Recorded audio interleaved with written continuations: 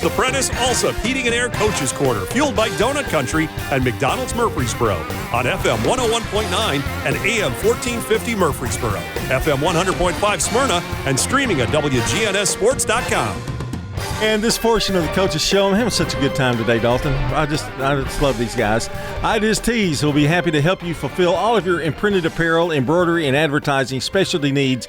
Find out more at ideastees.com. I'm going to say something right off the bat, Barry Wortman, our guest. I love your all's administration. They helped me an old man with a knee replacement. They've made me a platform. They've made fun of me. They've mocked me. But if you need something done, they'll do it for you. Great bunch of guys. Great bunch of guys. Matter of fact, they always double check the elevator, make sure it's ready for you too, going up that. I haven't tried the elevator, okay, but I'm going to do that. They got it ready for you. Scott's got it ready for you. Okay, when you say Scott's got it ready for me, it makes me worry that Scott has sabotaged that elevator or something like that. All right, we're going to talk Blackman basketball, and I know you're pretty happy up to this point with the way things have gone. A great 18-2 or 3, something there. We are. We're playing good basketball, and I like our team. There's some areas of, like anybody else, some areas of improvement, and we've identified them, and we're trying to get better. But I do like our spirit and our joy. You pretty much base your team, I know, defensively. You've always been defensive-minded. And when I look at your scores and I go down, it's almost like I think you have a goal to try to hold opponents to 40 points. And is that something you really think about? Not really. Actually, the exact opposite. What people don't understand is we don't give you any angles, and that's just sort of who we are. So we're not going to extend the floor much. So, when you have to score where somebody's set defense, the other team can't just come down and play with an angle and score. I guess they could, but they're not. The players are too good and the coach is too good. You can't score against the set defenses early. So if you watch teams play, for them to get a quality shot, they have to spend a little bit more time executing. So the other team tends to slow the game down when they play us. And then you play a team like Tony's team at Laverne, and we're both teams that don't give up angles. We're both teams that don't let you score in the first 6 seconds of the transition. And if you're shooting over the top of people's defense, it's hard to score. So that's sort of the key, is to keep people from having easy opportunities. I think in the Laverne game, it was really close. Well, Braden Flowers broke on a ball and made a nice play and had a one-on-nobody layup, and then we had a little casual pass, and a good player at Laverne broke on one, and so nobody scored in transition. Nobody got any first 6.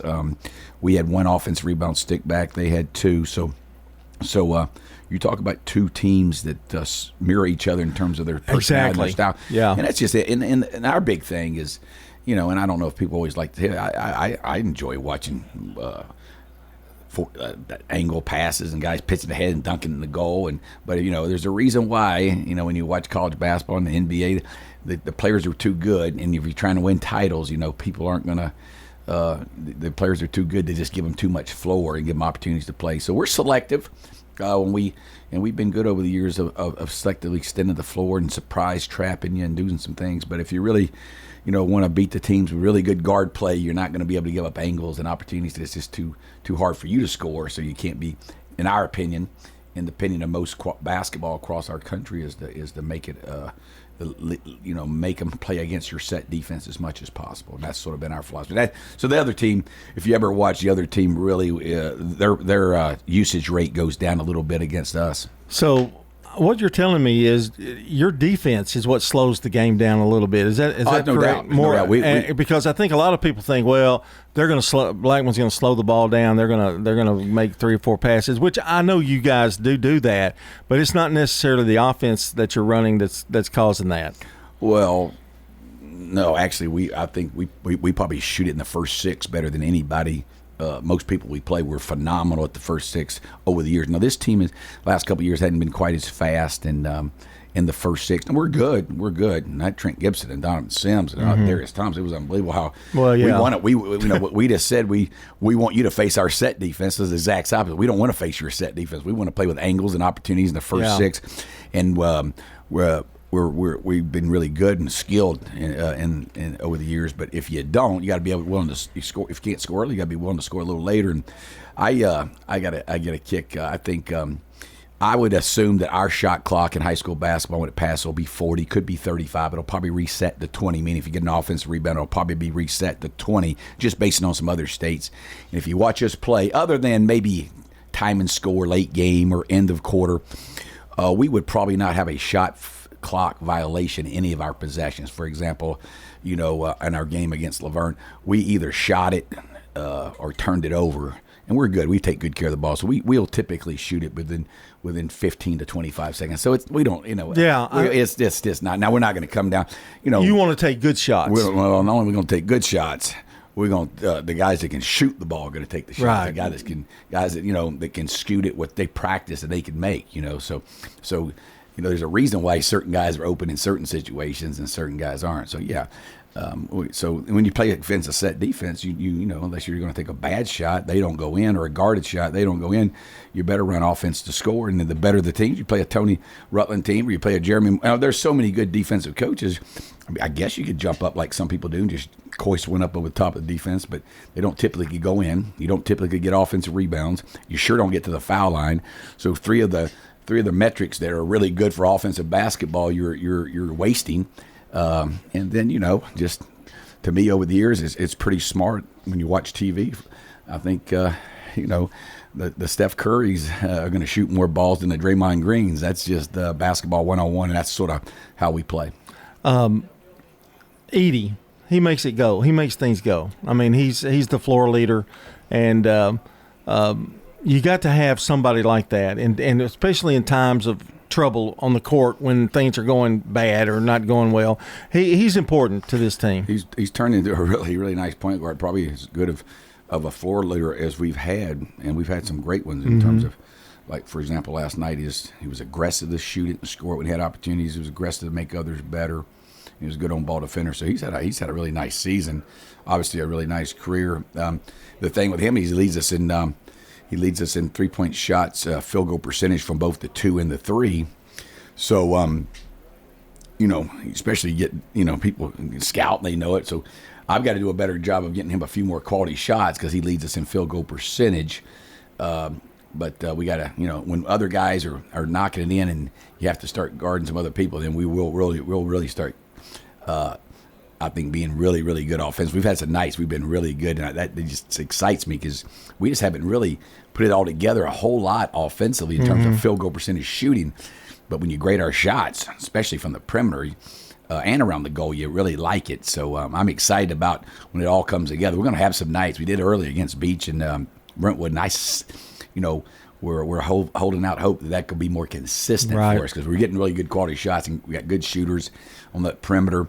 And they're going to knock them in, and that'll open up things for everybody. Right now, they are doing a pretty good job of saying, you know what, somebody else is going to beat us. Guarding Gary with Garrison with 2, best on defender. So I've got to be a little bit more clever in half-court offense to, find your best field goal percentage, maybe a few more shots. And other guys making it easier for us all.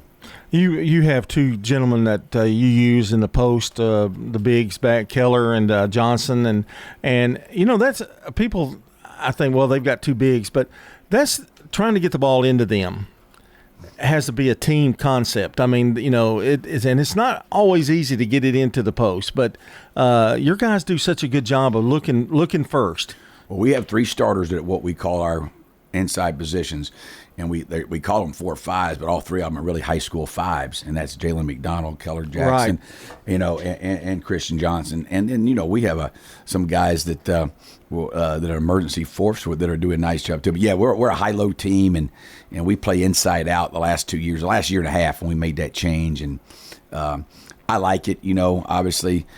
Kermit Davis ran the Kansas high-low here, so a lot of people watched it at middle, and being having such a relationship with him that it's a lot of nice things you can do. It's really good for your guards. It's really good for your bigs. You play off each other, and I like it because it fits our personnel.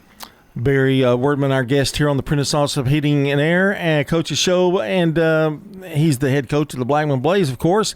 The district race now, boom, we're here. I mean, it's gonna fly, and I think you've got Rockville this week. There's every game's big, though. I don't really think you can just look down that schedule and go, okay, well, that's a breather. Nobody's going to do that. Everybody's tough. Yeah, we've never done that. You know, I I didn't think you did. We try to make. We try to be so on razor's edge for every game. And I tell you, it's interesting. I got a good friend of mine that visited with me this week, and we do individual meetings with our guys quite a bit over the course of the season. And I backed off that a little bit, and I had some individual meetings with our guys, and they helped me, you know, and some things in regards to maybe was affected with Team 14, 15, and 16 is not as effective with those guys in terms of just our mindset and preparation. And so we're always respectful of our opponent for sure, but with this group, maybe too much in regards to focusing on their strengths and maybe there's a little bit where they didn't want to hear it as much. So that helped me as a coach, and I'm trying to always grow and get better. But yes, definitely have a ton of respect for our opponents, try to prepare for them in a high-level way. But this team, we're really trying to spend a little bit more time in league play, even being ready for our opponent, but trying to maybe make sure we're a little bit better. And I think that's helped me grow as a coach with this group, and they've helped me a lot in some individual meetings. It was mentioned earlier in the show this morning that everybody's got their own unique kind of style. Every team is different. Your team is different, and you have. I guess the secret to success. One last question here: you have to adjust to their game, or what you're going to expect, what you're going to see. Well, no doubt. This, you know, I'm very glad we're playing basketball. It's a game of skill and toughness and togetherness.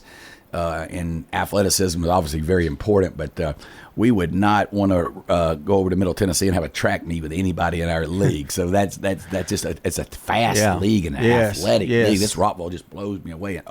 And I love our team, and I love our skill, and I love our toughness, and I love our how we play basketball. But we've got to be very, very cognizant of the athleticism of the teams in our league. Barry, always good talking to you. And this is our first get together this year. You know, I've been complaining. Okay, good. I told Omar the same thing. We go back so long, man. So I always enjoy it. Thanks so much for having me. Yeah, I you know, well, I'm up there in age. You know, Barry, you're still young. This portion of the show brought to you by Bowen's Body Shop. From Dings and Dents to full body work, trust Jeff and Kyle Bowen to do the job right. They're located on Middle Tennessee Boulevard. We'll be back with more, and I think Danny Brewer is on deck. Dr. Russell McKissick of Tennessee Orthopedic Alliance talks about the grassroots effort in our local schools to ensure proper care for players. To make sure our teams are covered here